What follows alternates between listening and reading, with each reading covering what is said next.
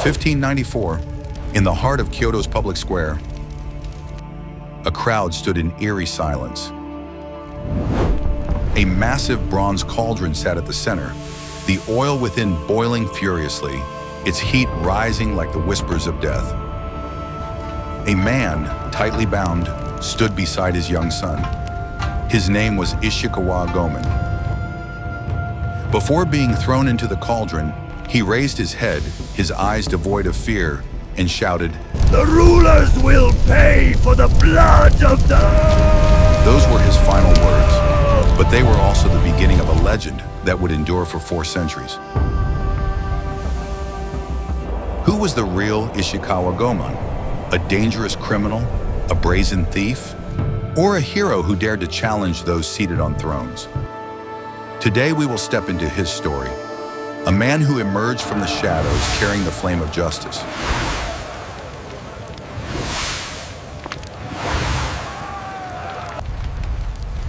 To understand Ishikawa Goemon, we must return to the 16th century, a time when Japan was engulfed in smoke and blood. It was the Sengoku Jidai, the Warring States period, when feudal lords, the daimyo, slaughtered each other in a relentless struggle for power. The nation was torn apart, fragmented into chaos. The common people lived in poverty, trapped between the battle lines of endless wars. In this turbulent era, a child named Goemon was born around 1558 in Iga. Iga, Goemon's homeland, was no ordinary place. It was the cradle of ninjas, shadow warriors, assassins trained to operate in secrecy. According to the Iga Chronicles, an ancient record, Goemon was a disciple of Momochi Sandayu, one of the most renowned ninja leaders of the time. Under Sandayu's guidance, Goemon mastered deadly skills, assassination, stealth, navigating traps, and using cunning to survive. But his life soon took a different path. Legend has it that Goemon was expelled from Iga after committing a grave taboo, an affair with his master's wife. Whether this is true, no one knows for certain. It may simply be a tale woven to add color to his legend. What is certain, however, is that Goemon, once a promising ninja, became an outlaw. With no home and no master, he wandered through a chaotic world, armed with the skills of a shadow warrior and a fierce belief: if justice does not exist in this world, I will create it myself. Goemon grew up amidst the flames of war, witnessing the oppression of the common people by greedy daimyo. Perhaps it was those years that planted the seeds of rebellion within him. He refused to accept a world where the strong trampled the weak, where ordinary people were left to starve. From a child of chaos, Goemon began his journey, not to become a hero, but to become a symbol. Years after his expulsion from Iga, the name Ishikawa Goemon began to echo across the Kansai region. From the dark alleys of Kyoto to the bustling markets of Osaka, the people whispered of a shadow gliding over rooftops in the dead of night, a thief whose face no one could clearly see, whom no one could catch. He appeared like a phantom, vanishing like smoke, leaving behind stories that were half truth, half myth. They said Goemon didn't just steal gold and silver, he stole the dreams of the powerful, turning them into hope for the poor. But who was he? An outlaw seeking fame, or a hero with a righteous heart? A true gift from the heavens. With a leap, To understand he cleared the Goemon, gap, we must enter gliding the world of effortlessly shadows, across the where he tiled became a roofs, legend. leaving the samurais. Tales of Goemon's thefts spread quickly, each story embellished with a touch of exaggeration, And then, but all as the agreed on guards one looked up thing: in- he was a master of mystery. One of the most famous anecdotes, recorded in Taiheki Eiyuden, tells of his theft of a daimyo's treasure in Kyoto, belonging to the wealthy but cruel lord Matsunaga Hisahide. Hisahide's treasure was hidden in a secret chamber, guarded by 3 layers of iron doors, each protected by dozens of samurai and a network of deadly traps. Poisoned arrows would shoot from the walls if someone stepped on the wrong tile, and iron grates would fall from the ceiling to trap intruders. Yet Goemon accomplished the impossible. According to the tale, on a moonless night, when darkness blanketed Kyoto, Goemon slipped into Hisahide's mansion. Without a sound, he scaled walls 3 stories high, evading the guards' watchful eyes like a ghost. He used a rope as thin as silk, tied to the roof beams, suspending himself in midair to bypass the floor traps. When he reached the final iron door, he didn't use brute force, but cunning. It's said that Goemon studied the lock's mechanism for weeks, observing from afar, memorizing every detail. With a small pin and the dexterity of a ninja, he unlocked it without leaving a trace. When the treasure lay before him, chests of gold, pearls, and precious silk, Goemon didn't take it all. He chose only what he could carry, enough to distribute to the impoverished people on the outskirts of Kyoto. When Hisahide discovered the theft the next morning, no clues were found. Speak now. Except for a single red maple leaf, rumored to be Goemon's deliberate signature, a taunt to his enemies. But this was just one of many stories. Look at The people dogs. also spoke of the They time are Goemon everywhere infiltrated a wealthy temple in Nara, heard they caught where someone corrupt near the monks south hoarded gate. gold from the offerings of the poor. The temple was guarded by mercenaries and trained hunting dogs that could detect intruders. Yet Goemon, with his ninja skills, overcame them all. He mixed a special herb, a secret recipe from Iga, to dull the dog's sense of smell.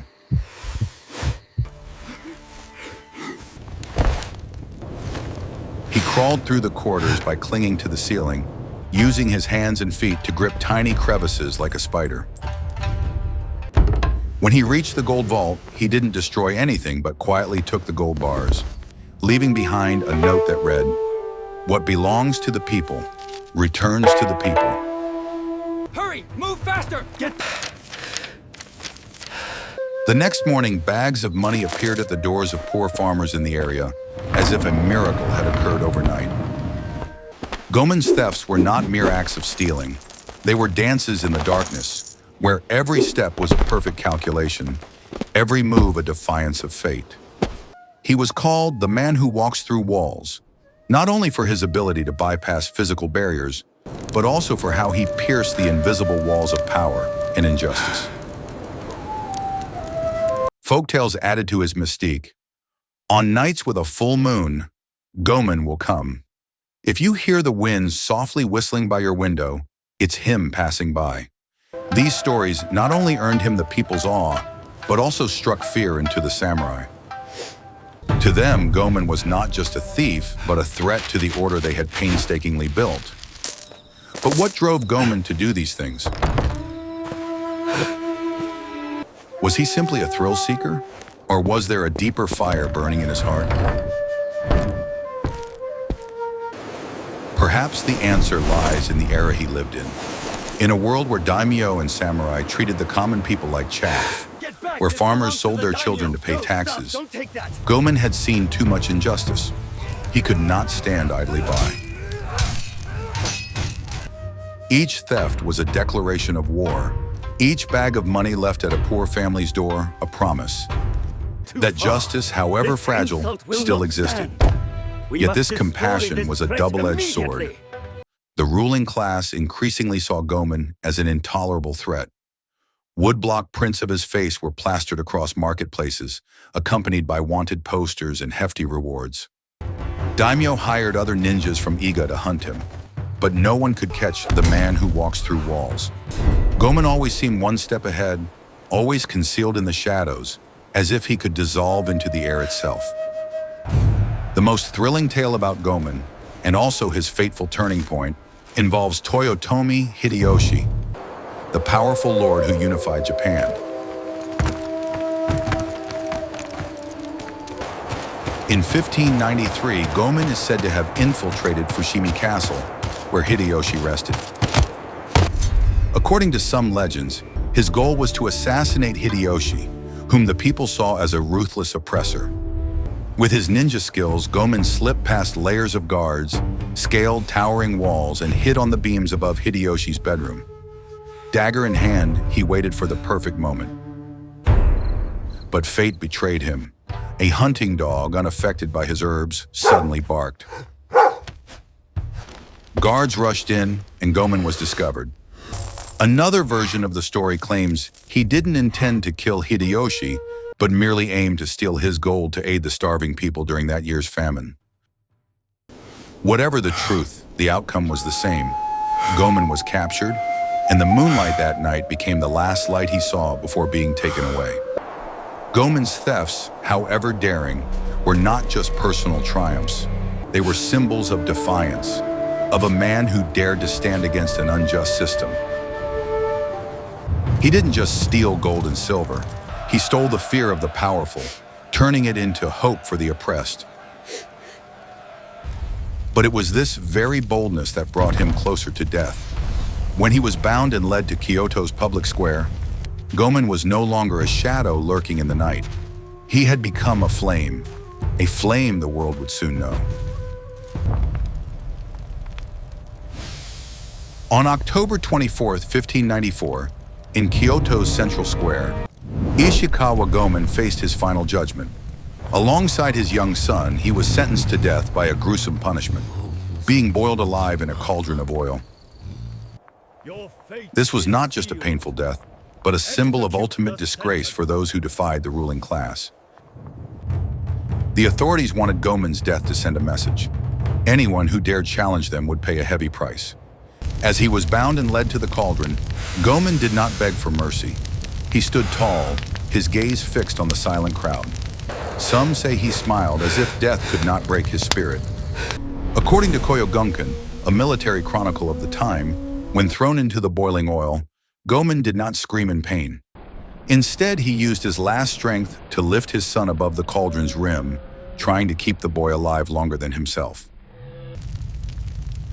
Before collapsing, he shouted one final time, "The rulers will pay for the blood of the people."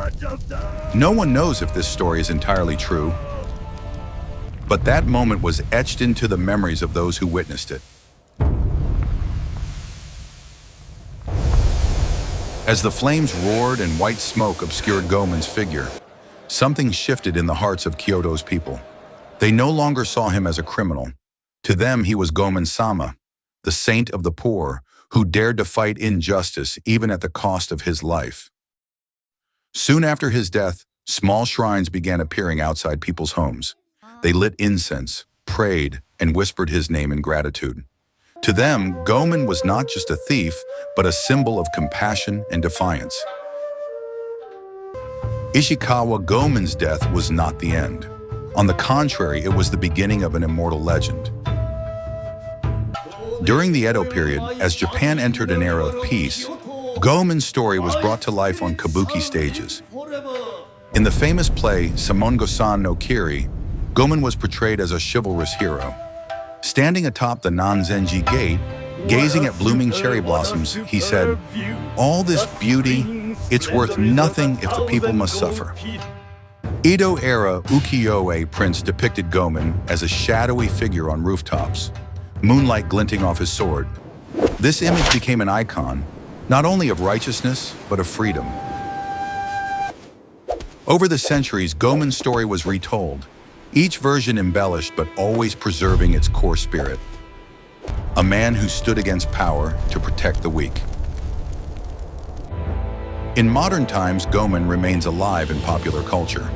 He appeared in films like Goemon, 1969, portrayed as an unyielding warrior. In the manga Lupin III, the character Goemon Ishikawa is his descendant, carrying his ancestor's spirit. Video games like Ganbare Goemon transform him into an adventurous hero, always fighting for justice. From kabuki to cinema, from woodblock prints to video games, Goemon has become a timeless symbol, not just of Japan, but of humanity. Why has Goemon's story endured? Perhaps because he represents a dream that resonates with everyone. The dream of a fairer world, where the strong cannot trample the weak. The real Goemon may have been just a thief, a rebel despised by the ruling class. But in the people's memory, he is a symbol of compassion and freedom. He is the flame that illuminates justice, even in the darkest times. At a small hot spring in Japan, a statue of Goemon still stands. Locals believe the steam rising from the spring is his spirit, quietly watching over the people. Each year they place flowers and coins before the statue, whispering thanks to Goemon-sama, the man who lived, fought, and died for them. Ishikawa Goemon, the thief, the rebel, and Japan's immortal legend. He is proof that even a man emerging from the shadows can ignite a flame that changes the world. His story reminds us that justice, no matter the cost, is always worth fighting for. Ask yourself, if you lived in Goemon's time, whose side would you take? The rebel or the ruler? And if today you saw injustice before you, what would you choose to do? The answer may lie in the flame Goemon kindled, a flame that still burns in the hearts of those who believe in justice.